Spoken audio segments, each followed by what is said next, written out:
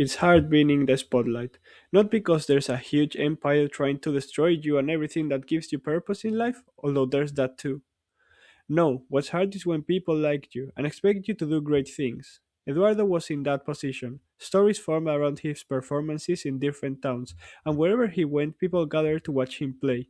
As he arrived at Belsevian, he prepared his lute, made from an acorn to fit his small squirrel size, and went to the nearest plaza he could find. Even with all the pressure and crowd forming in front of him, only one thought crossed his mind. Let's get this show on the road. Make some noise guys, Microphone here, and welcome to a special episode of Making D&D Characters. For the first time in the series, I'm going to be making a character that isn't originally my idea. I know, completely unhinged, but bear with me. This character was actually made by my friend, the one who makes the thumbnail for these videos, and although she never actually got to play as him, he's still part of my campaign. At least he will be once we get to play again. If you're a DM, you understand my pain of organizing a party of 4 people. As mentioned in the last video, this character is going to be a bard. We'll get to more specifics later, as always, but I did want to mention it because this is the first time I'm going to be including things from the Heroes of Faerun books. D&D is always changing and expanding, and it makes sense to expand with it, which is why I'm going to include anything that's been released for 2024 rules beyond the player's handbook, be it subclasses, species, backgrounds, or even just simple things like spells or feats. I may need to adapt things that are setting specific, but we'll cross that bridge if we ever get there. You probably have also noticed that a few things have changed, this thing in the microphone, the light behind me. I'm going to be experimenting with a few things, but this should be way better from now on. Meet Eduardo el Bardo, or simply Eduardo, a troubadour from the southern strip of Ablai, who has made his mission to bring joy and laughter to every town he can find. He's a part of the Association, the rebel group that wants to free the country from the Grey Empire's Iron Fist rule, and one of their most important values is making sure the citizens are happy despite everything that's going on. That's where people like Eduardo come in, since he writes and performs upbeat songs which talk about love, friendship and nature. He wears clothes resembling medieval performers with a cape and a lute, and he's also a squirrel. Yes, you heard that right. Eduardo el Bardo is a small squirrel. In D&D terms, he is a gnome, and although there are regular gnomes in Ablai, Eduardo is not a real gnome. His species is known as Animalia, anthropomorphic animals that have taken on customs from other species, but usually live in their own communities. This is basically a way to include as many species from D&D as I wanted to, without having to think how a Githzerai or a bugbear would fit into Ablai. In terms of what Eduardo gets as a gnome, we are considered small, get a 30 feet of movement speed, and some new features. Dark vision up to 60 feet, gnomish cunning which gives us advantage on intelligence, wisdom, and charisma saving throws, and gnomish lineage. This last one allows us to choose a type of gnome between forest or rock gnomes. Since Eduardo is a squirrel, I'm gonna go with forest gnome, which lets us cast minor illusion and speak with animals, the latter without spending a spell slot a few times. For our background, I would go with entertainer since that's what he is at core, but let's pick something from Faerun since it's the first time we're gonna be using it. We are going with Moonwell Pilgrim. It's originally described as someone who worships moonwells, a shrine of nature, but we're gonna go with more nature-based explanation of the background, someone who collects folk songs to perform for the people. With this background, we get proficiency with nature, performance, and painter supplies, as well as a quarterstaff, painter supplies, bedroll, bell, pouch, rope, strings, traveler's clothes, water skins, and 34 gold pieces as our equipment. We also get the Magic Initiate feat. We learn 2 cantrips and 1 spell from a specific specialist, which in this case is gonna be the Druid's one. I'm gonna go with Guidance to support our party, this thing here, in case we need to attack someone, and animal friendship, since that's very nature-like. Finally, we get to increase our charisma by 2, and either our constitution or wisdom plus 1. The last one doesn't really matter since we're going to have a 14 in both, meaning our ability scores are going to be like this after applying our standard array, as always. Now, let's talk about the bard. There are a few ways of making bard builds, but for Eduardo I'm going to be making a healer and support build. I mean, look at him, he's just a joyful little squirrel that means no harm to anybody. As a bard, we get proficiency in dexterity and charisma saving throws, simple weapons, light armor, 3 skills, and 3 instruments.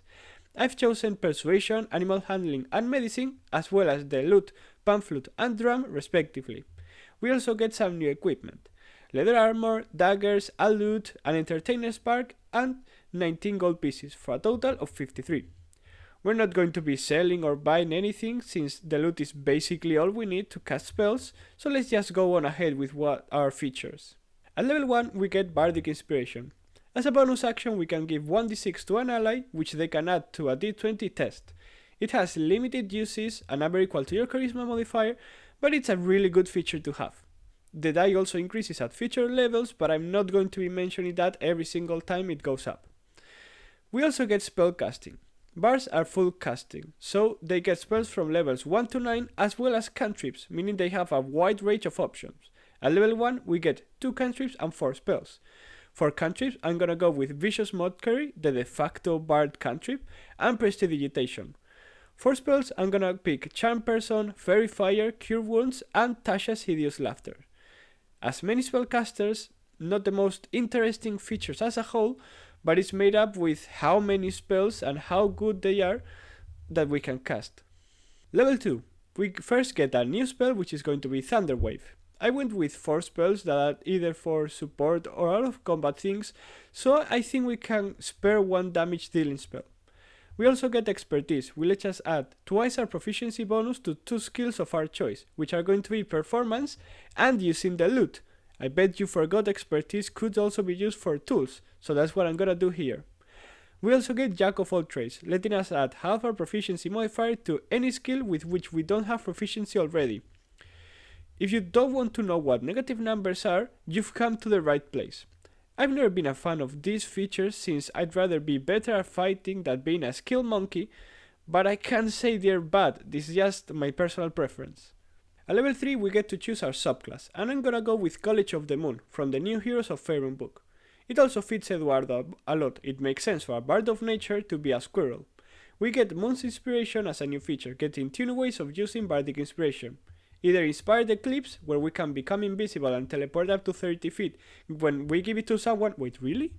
Oh my god, that's good. Or Lunar Vitality, where we can spend 1 use of it to heal someone as part of a healing spell and give them also 10 extra feet of movement. 2 really useful additions for Bardic Inspiration, honestly. We also get Primal Lore. We learn Druidic, very fitting. We get a new skill related to nature, which I'm gonna pick Perception. And we learn a Druid cantrip. Another one. This time I'm going with Produce Frame, which also reminds me that we get another Bard spell, and this time I'm gonna go with Calm Emotions.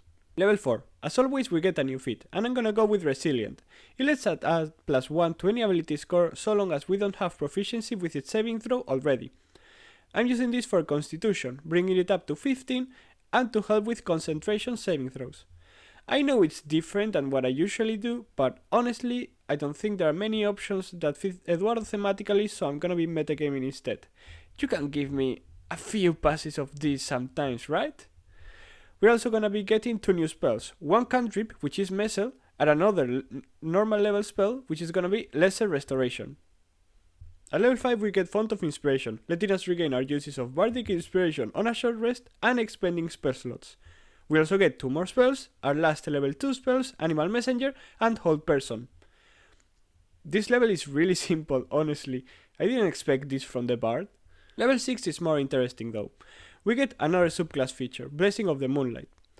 We always have the spell Moonbeam prepared, and we can modify it once per long rest. If we choose to, we emit dim light up to 5 feet, and if someone fails their wisdom saving throw to evade its effect, a creature within 60 feet of us regains 2d4 hit points.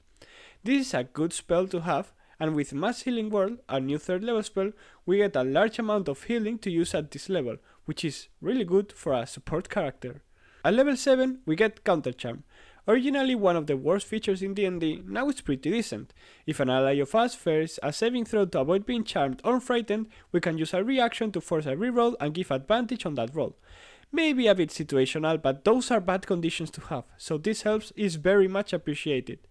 We also get another spell, Speak with Plants, which is not super useful, but this is the nature bard, so of course he's gonna have it. Level 8, Ability Score Improvement. We're gonna be adding a +1 in both Charisma and Constitution, bringing them to 18 and 16 respectively. This is something we haven't done before. It honestly feels really weird. Anyways, we get our last level 3 spell, Tongues. There are no better options, okay? I had to go with this one. At level 9 we get 2 more expertise options, which are gonna be Nature and Persuasion. We also get 2 new spells at level 4, Fount of Moonlight and Compulsion. I know the former is more geared towards combat, which isn't ideal for Eduardo, but I can't not give him the moon spells. As a moon bard, I have to do it, I'm sorry. However, it all changes at level 10, where we get Magical Secrets. We forget the bard spell list, and we get to choose from the Druid, Cleric, Wizard, and Bard spell list when choosing spells. Okay, we don't forget the Bard spell list, we just expand it. We could go around replacing all the spells we previously didn't want as we leveled up, but we want to make things simpler. I'm just gonna list every spell that I would consider giving Eduardo, and if you make your own character sheet based on this video, you can take those spells if you want them. Understood? Great. At level 1, we have Bless, Entangle, Find Familiar, Sanctuary, and Shield. At level 2, we have Beast Sense, Pass Without Trace, and Spider Climb. At level 3, we have Aura of Vitality and Conjure Animals. Actually, I'm gonna change Tongues for the second one. Guess I lied before, Tongues is just a spell that I don't really like. Finally, at level 4 we have Conjure Woodland Beings. It's also important to note that I'm gonna be picking a new spell, Illustrious Mooncloak, since at level 10 we get another spell. It works a bit like Fount of Moonlight, but with healing, so I'm gonna go with it, no doubt. From here on out, levels become much more simpler. We either get a new spell or a small new feature. At level 11, for example, we get a new spell, and I'm gonna be picking Commune with Nature. Now that we have access to the Druid spell list, I feel like most spells are gonna be coming from there. At level 12, we get another ability score improvement, this time taking Charisma up to 20. It's been long overdue, but it's finally here. Nothing else at this level, so let's just keep going. Level 13, our last level 5 spell, and I'm gonna be picking Tree Stride. It's a fun spell that fits someone like Eduardo really well, since it's centered around nature and going around trees. At level 14 we get our last subclass feature, Eventide Splendor.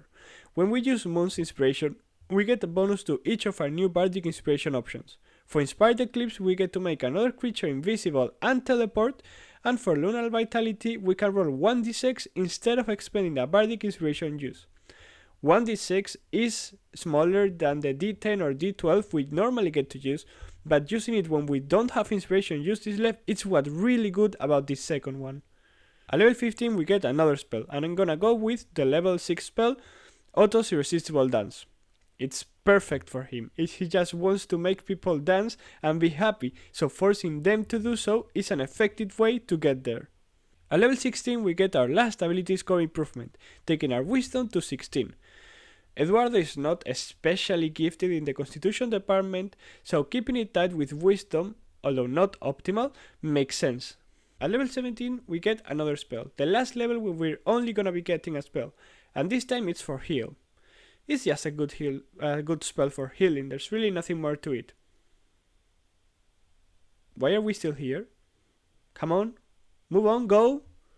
At level 18 we get Superior Inspiration. A fine feature, it lets us regain Bardic Inspiration uses when we roll initiative until we have 2. It's not bad, just an inspired for level 18. For a spell I'm going with Regenerate, a great spell to heal one person in particular. I just like the idea of Eduardo serenading someone so hard that they start growing their limbs back, so that's why I chose it. Level 19, we get an epic boon. Although not useful in combat or related to support, I've chosen the Boon of Communication. Eduardo is supposed to be a messenger, not only with plants but with the people of Ably, so this one makes sense. We understand any language, written or heard, we don't get disadvantage when influencing hostile creatures, and we get telepathy up to 120 feet. We get telepathy, damn. As I've said, it's not the most interesting boon, it's just one that really fits Eduardo. For a new spell though, I'm gonna go with Animal Shapes. Level 20, our capstone, Words of Creation. We always have Power Word Kill and Power Word Heal prepare, and we can cast it affecting one additional creature. I don't see any scenario where Eduardo would use Power Word Kill, but maybe he has problems with a butterfly, I don't know. We also get a new spell, and I'm gonna go with Wish. Power Word Heal would have been what I picked instead, so I'm just gonna choose the single best spell in the game. This is a good capstone level. It's not incredibly broken, but it's really useful depending on the situation you're in. Time for some conclusions. I don't think this video is great to show you all how good bards really are. They are probably the single most useful class in regards to out of combat utility, as we can see from many of the spells we've chosen and the features we've gotten, but it's not just that. They thrive on social encounters, and if you have a bard that wants to ruin every single encounter by charming the creature you want to defeat, they will try to do so. You know who you are. Despite that, I really like the diversity you can get from a lot of bard builds. I haven't been trying to make Eduardo great at social encounters, but rather a great healer and a great support. I'm definitely going to show you how to make those kinds of bards in future videos, as well as some gishes where they also use weapons, or just I honestly I don't know what else I would make. Like they're not great at spell casting. Anyways, make sure to subscribe if you want to see those types of videos. There's not really much more that I need to say about bards, so sit tightly and wait to future videos. For now, let's make sure that we meet again and see you soon. There are valleys and forests, rivers that flourish, meadows that span way beyond all our borders. It's not hard to see. You were made for me. That's why all I want is our love to succeed. There's no going back. No, not anymore. The regret that consumed me, I've left out the door. With a bit of luck, I'll sing from my gut. I can finally tell you how you drive me nuts. Oh baby, you drive me nuts.